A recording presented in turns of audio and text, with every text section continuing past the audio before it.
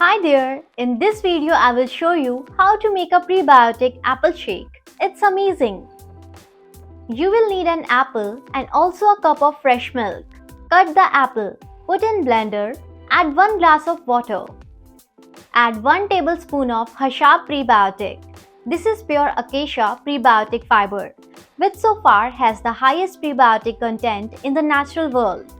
The powder is made without heating or grinding, which is perfect for health benefits.